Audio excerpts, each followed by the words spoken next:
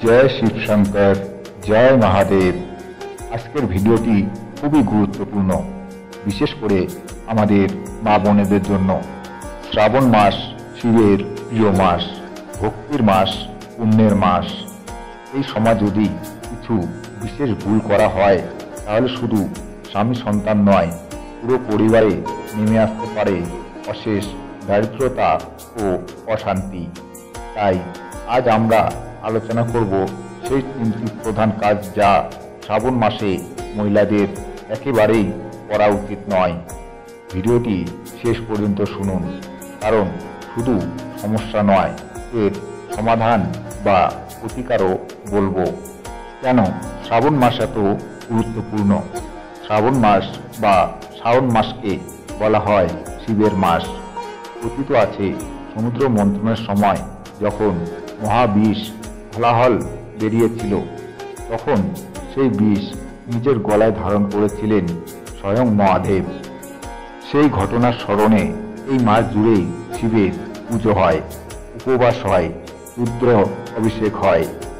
এই মাসে মহিলারা বিশেষভাবে শিবের কাছে প্রার্থনা করেন স্বামী ও পরিবারের মঙ্গল কামনায়। তাই এই মাসে প্রতিটি কাজের মধ্যে থাকে এক আলাদা আধ্যাত্মিক শক্তি। মহিলাদের সেই তিনটি কাজ যা করা উচিত নয়: সোমবারে চুল কাটা বা চুল ধোয়া। অনেকে ভাবেন সোমবার সালনে গিয়ে চুল কেটে এলে বা চুল রং করলে ক্ষতি কি, কিন্তু সোমবার শিবের বার। এই দিনে চুল কাটা বা চুল ধোয়া অত্যন্ত অশুভ। বিশ্বাস করা হয় এতে লক্ষ্মীর কৃপা সরে যায়, ফলে অর্থাভাব শুরু হয়। পরিবারে হঠাৎ করে চিকিৎসার খরচ, অপ্রত্যাশিত আর্থিক ক্ষতি হতে পারে।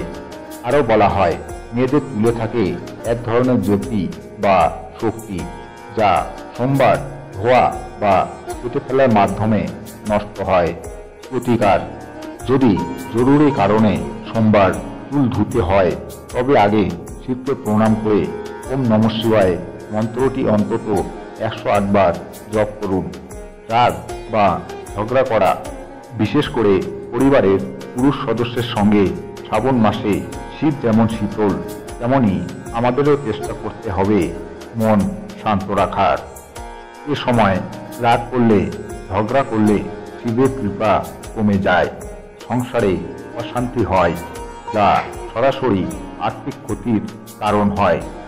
স্বামী স্ত্রীর মধ্যে ঝগড়া হলে বাড়ির ধন ভাগ্য নষ্ট হয় বলে বিশ্বাস করা হয়। প্রতিকার: রাগ বা ঝগড়া হয়ে গেলে রাতে শিবের কাছে ক্ষমা চান, 5টি বেলপাতা শিবলিঙ্গে অর্পণ করুন ও পরিবারের শান্তি কামনা করুন।